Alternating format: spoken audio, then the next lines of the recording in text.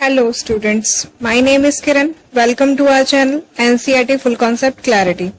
आज का हमारा टॉपिक है क्लास 9 की चैप्टर नंबर 2 इकोनॉमिक्स का, जिसका नेम है पीपल एज रिसोर्स। पीपल को रिसोर्सेज के रूप में कैसे यूज किया जाता है। ओवरव्यू।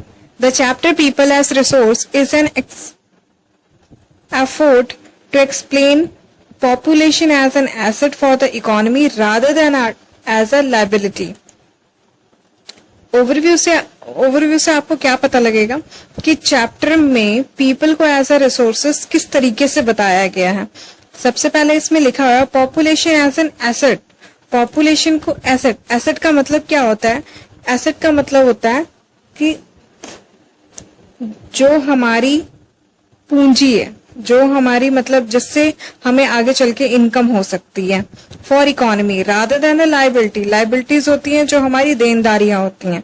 देनदारियां जैसे कि बोझ टाइप कह सकते हैं, ठीक है, लाइबिलिटीज को हम।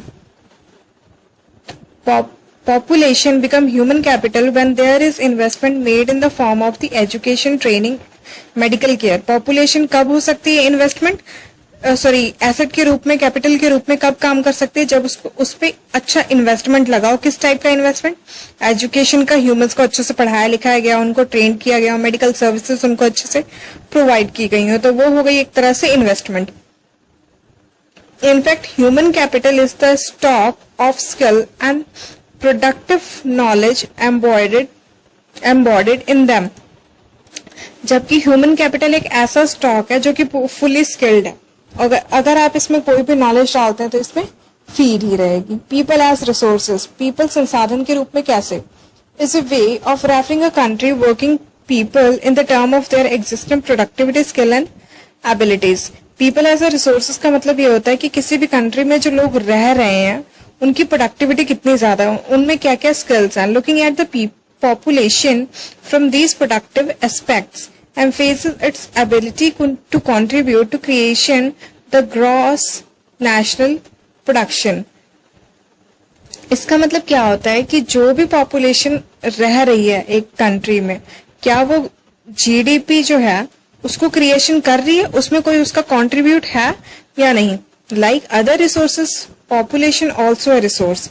जैसे हमारी और रिसोर्सेज होती हैं, जैसे कि लैंड रिसोर्सेज होती है या फिक्स्ड कैपिटल होती है, ये सारी जो रिसोर्सेज होती हैं, उसी तरह से ह्यूमन बीइंग भी एक रिसोर्स है। वो हम देखते हैं कैसे।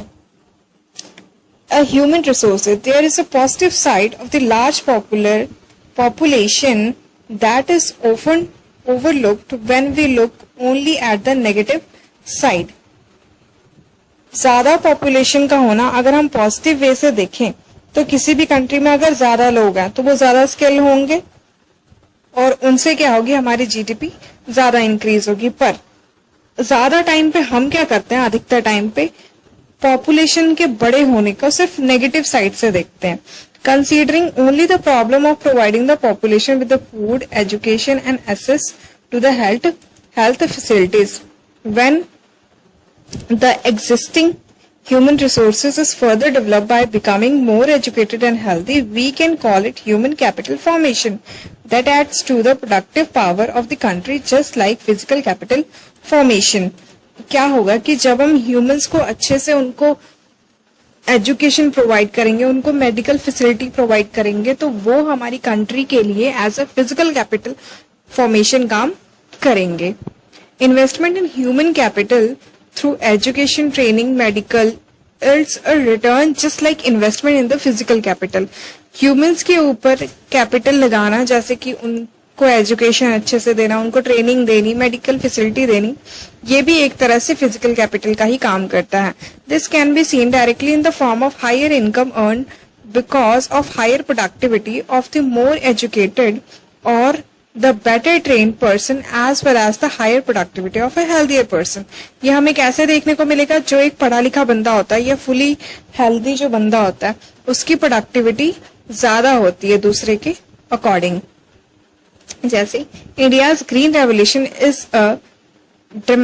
is a dramatic example of how the input of greater knowledge in the form of involved production technology can rapidly increase the productivity of the scarce land resources. Green revolution में हमने जैसे पिछले चैप्टर में क्या पढ़ा था कि modern जो टेक्नोलॉजी आई उसकी वजह से क्या हुआ, प्रोडक्टिविटी बहुत ज्यादा बढ़ गई। India's IT revolution is a striking instance of how the importance of human capital has come to acquire a higher position than that the material plants and machinery. IT resolution जो है वो क्या कर रही है कि ये देखने की कोशिश करी कि जैसे हम मटेरियल्स, प्लांट्स, इन सब चीजों के पोजीशन पे ह्यूमंस की कैपिटल को कैसे बढ़ा सकते हैं। तो इसमें ये कुछ बातें हैं एक दूसरे की, हम पढ़ लेते हैं। What is human resource? अब इसे यही नहीं पता ह्यूमन रिसोर्स क्या होता है। इट इज लाइक लैंड और लेबर। अब वो बोल रही है कि भाई ये लेबर की तरह होता है, ये लैंड की तरह। It is more than that. अब ये जो समझदार बच्चा ये बोल रहा है ये इससे भी ज्यादा है। कैसे? What is human capital? It is like rupee, पैसा, डॉलर्स। अब वो पूछ रही है कि ह्यूमन कैपिटल क्या होता है, वो किस टाइप में होता है। It is more than that. और ये क्या बोल रहा है कि ये इससे भी ज्यादा बढ़ के है। ये पिक्चर्स हैं, इन पिक्चर्स के बारे में हम नीचे पढ़ेंगे। Looking at the photograph, can you explain how a doctor, teacher, engineer, a tailor can be asset to the economy? ये जो फोटोग्राफ हमने देखी, ये डॉक्टर है, ये टीचर है, ये सारे इंजीनियर्स, टेलर, ये सारे जो हैं वो हमारी कंट्री के लिए एज एन एसेट कैसे काम करते हैं। कैसे? हमारे वो एसेट्स ही हैं। कैसे? जब कोई भी बीमार होता है तो कौन काम करता है? डॉक्टर्स काम करते हैं। तो वो ऐसा एसेट्स काम करते हैं। अगर हमें एक अच्छा एनवायरनमेंट बनाना है शिक्षित लोगों का, तो उसके लिए हमें टीचर की जरूरत पड़ेगी। तो वो भी हमारे लिए एक एसेट्स का काम करते हैं। जिस तरह हमें कपड़े पहनने के लिए कपड़े होने जरूरी हैं, तो कपड़े कौन बना के देता है? टेलर। तो ये भी हमारी तरह, ये भी हमें हमारी इकोनॉमी में एक एसेट का काम करते हैं। Not only do the more educated and the healthier person gain through the higher income, society also gain in another indirect way, because the advantage of the more educated and healthier population spread to those also who themselves were not directly educated or given health care. जो fully educated बंदे होते हैं और जो healthier बंदे होते हैं, उनसे क्या होता है कि कंट्री को बहुत ज्यादा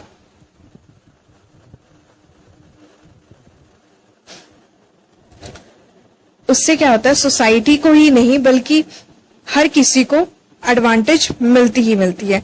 in fact human capital is one way superior to another resources like land, physical capital.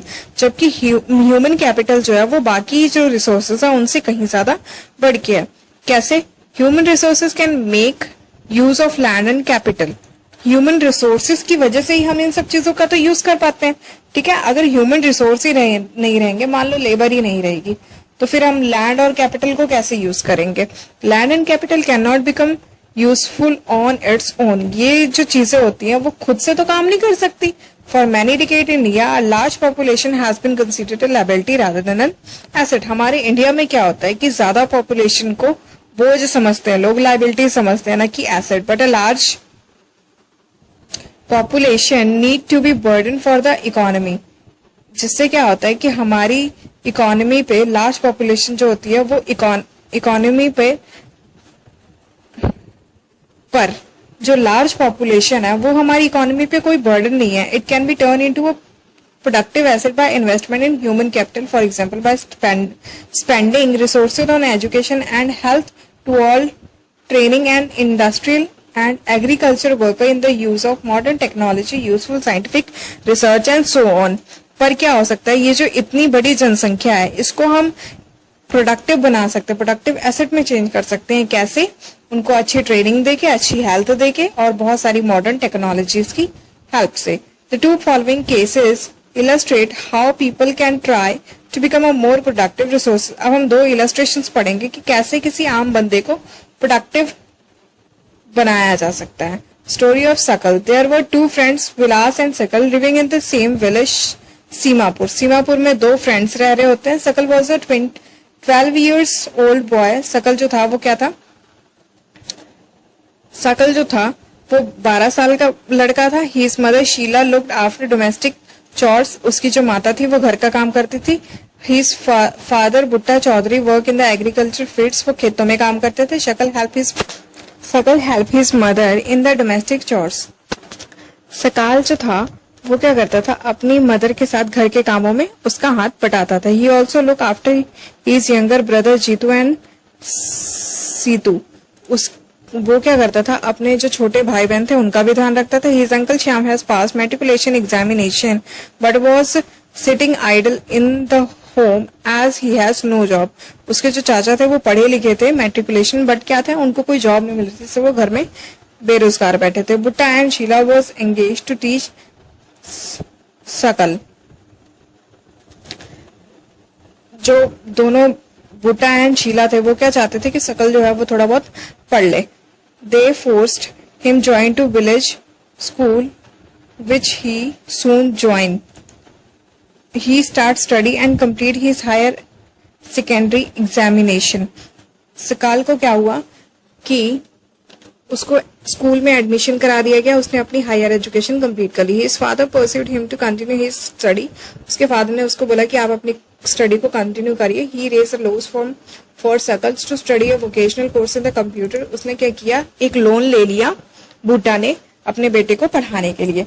सकल was meritorious and interested in the studies from the beginning. वो शुरू से ही शकल जो था वो बहुत ज्यादा पढ़ने में इंटेलिजेंट था। With great virtue and enthusiasm he completed his course। उसने अपना जो कोर्स था वो कंप्लीट कर लिया पूरे उत्सुकता के साथ।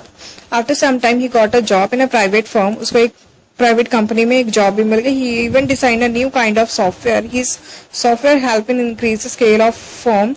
जिस उसने कुछ सॉफ्टवेयर न्यू डिजाइन किए जिसकी वजह से कंपनी को काफी फायदा हुआ। His boss acknowledge his service and reward him with a promotion. उसकी जो बॉस थे वो उसके काम से बहुत ज्यादा खुश हुए और उन्होंने क्या किया, उसको रिवॉर्ड दिया। अब क्या पढ़ना है हमने, विलास की स्टोरी पढ़नी है। Vilas was an 11-year old boy residing in the same village as Sakal. जिसमें सकल रहता था उसी में विलास भी रहता था। Vilas father Mahesh was a fisherman. Vilas के जो फादर थे वो एक फिशरमैन थे। His father passed away when he was only 2 years old। क्या था, जब वह सिर्फ 2 साल का था तब उसके पिता की मृत्यु हो गई थी। His mother Gita sold fish to earn money to feed the family. उसकी जो माता थी वो क्या करती थी, मछलियां बेच के अपनी फैमिली का गुजारा करती थी। He bought fish from the land owners pond and sold it in the nearby mandi. उसकी मदर क्या करती थी, लैंड ओनर्स से जिनके पास पॉन्ड थे अपने, उनसे मछलियां लेती थी और फिर उनको मंडी में बेच देती थी। She could earn only 150 a day by selling fish. एक दिन में उनको सिर्फ 150 रुपए ही मिलते थे। Vilas become a patient of arthritis. His mother couldn't afford to take him to the doctor. He couldn't go to the school earlier. विलास जो था वह, उसको कोई बीमारी थी और जो उसकी माता थी वो क्या कर सकती थी, उनके पास इतना पैसा नहीं था कि वह एक अच्छा डॉक्टर को अफोर्ड कर सके और विलास कभी स्कूल नहीं गया। He was not interested in studies और उसको स्टडी में कोई इंटरेस्ट नहीं था। He helped his mother in the cooking and also look after his younger brother Mohan. उसका एक छोटा भाई भी था, उसको भी वो देखता था। After some time his mother fell sick and there was no one look after her। उसकी मम्मा बहुत बीमार हो गई, उसके बाद क्या था, कोई भी देखने वाला नहीं था। There was no one in the family to support them। कोई और नहीं था जो कि उनको सपोर्ट करे। तो विलास ने क्या किया, ही फोर्स टू सेल। उसी ने क्या किया, उसी गांव में विलास ने अपना मछलियों का कारोबार खुद करने लग गया। He like his mother earn only a मर्ज इनकम। वह अपनी माता की तरह थोड़ी बहुत इनकम कमाने लग गया। Do you notice any difference between two friends? What are those? क्या आपने कोई डिफरेंस देखा इन दोनों के बीच में? अब क्या करना है, ये एक्टिविटी है। एक्टिविटी में क्या करना है, आपने इसी गांव के भांति किसी गांव में जाना है, वहां के सर्कमस्टांसेस को देखना है कि कैसे वहां के लोग रह रहे हैं।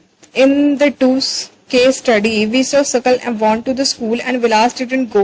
Sakal was physically strong and healthy. There was no need for him to visit the doctor frequently. Vilas was a patient of arthritis. He looked the means of visit to doctors. Sakal acquired a degree in the computer programming. Sakal found a job in a private firm while Vilas continued with the same work as his mother. He earned much income like his mother support a family. क्या था, हमने ये जो 2 case study पढ़ी, इससे क्या था, 2 friends थे, विलास एंड सकल। विलास जो था वो स्कूल नहीं गया कभी, सकल जो था वो स्कूल गया था। सकल को कभी फिजिकल, वो पूरी तरह से हेल्दी बंदा था, फिजिकली भी और मेंटली भी। उसको कभी डॉक्टर की जरूरत नहीं पड़ी, जबकि विलास को क्या था, काफी बीमारियां थी और वो डॉक्टर भी अफोर्ड नहीं कर सकता था। सकल तो पढ़ लिख कर अपना प्राइवेट जॉब करने लग गया, उसकी अच्छी खासी नौकरी लग गई, बट विलास जो था वो वही जॉब कर रहा था जो उसकी मदर ने किया और थोड़े बहुत पैसों में अपना गुजारा कर रहा था। In case of Sakal, several years of education added to the quality of labour, this enhance his total productivity. इससे क्या हुआ कि उसकी जो प्रोडक्टिविटी है वो बहुत ज्यादा बढ़ गई। किसकी वजह से? एजुकेशन की वजह से। Total productivity add to the growth of the economy. और अगर उसकी प्रोडक्टिविटी बढ़ी है, उसकी इनकम बढ़ी है, तो एक्चुअल उसी तरह क्या हुआ कि एज इट इज इकोनॉमी, जो हमारी इंडिया की इकोनॉमी है, वो भी बहुत ज्यादा बढ़ जाएगी। This is turn pay an individual through salary in some other form of his choice. In case of Vilas, there couldn't be any education or healthcare in the earlier part of his life. He spent his life selling fish like his mother. उसने अपनी पूरी जिंदगी कैसे व्यतीत की? अपनी mother की तरफ फिश बेचते हुए। Henceforth, he draws the same salary of the unskilled labor as his mother. और इससे क्या हुआ कि उसको वही सैलरी मिल रही थी जो उसकी मदर को मिल रही थी, और उन्हें कोई स्किल भी नहीं थी उनमें।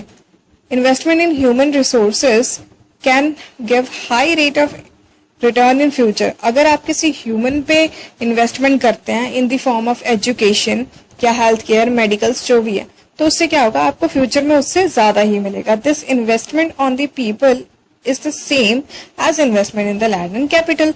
ये इन्वेस्टमेंट जो है वो सेम लैंड एंड कैपिटल की तरह ही है। A child with the investment made on her education and health can yield a high return in future in the form of the higher earning and greater contribute to the society. अगर आप किसी बच्चे पे अगर आप invest करते हैं, किस फॉर्म में, एजुकेशन या हेल्थ की फॉर्म में, तो इन फ्यूचर आपको क्या मिलेगा, उसकी जो पे सैलरी होगी या फिर जो भी उसका कंट्रीब्यूशन होगा सोसाइटी से रिलेटेड, वो ज्यादा ही होगा। Educate parents are found to invest more heavily on the education on their child. अब जो माता पिता एजुकेटेड है, उन्हें तो पता है एजुकेशन की क्या वैल्यू है, तो वो अपने बच्चों को भी ज्यादा से ज्यादा पैसे लगाकर अच्छी शिक्षा देते हैं। This is because they have realise the importance of education for themself. They are also consist of proper nutrition and hygiene. They accordingly look after their children's need for education at school and good health.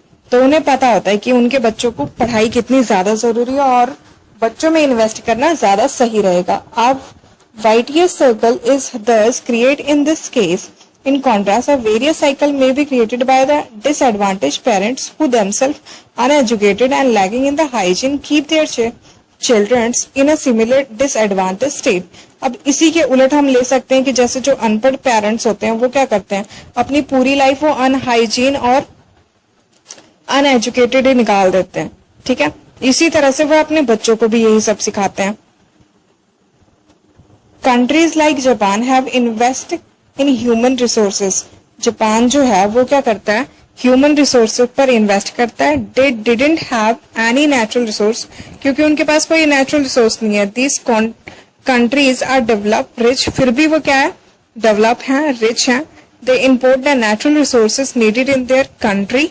वो क्या करते हैं, जो भी natural resource उनको चाहिए होता है वो क्या करते हैं, इम्पोर्ट करा लेते हैं। How did they become rich, फिर भी वो इतने रिच और डेवलप कैसे हैं। They have invest on people specially in the field of education and health. कैसे, क्योंकि वो क्या करते हैं, लोगों पर अपना इन्वेस्ट करते हैं। किस फील्ड में, एजुकेशन और हेल्थ की फील्ड में, कि लोग बीमार ही नहीं होंगे, बीमार नहीं होंगे तो फालतू का पैसा भी नहीं लगेगा।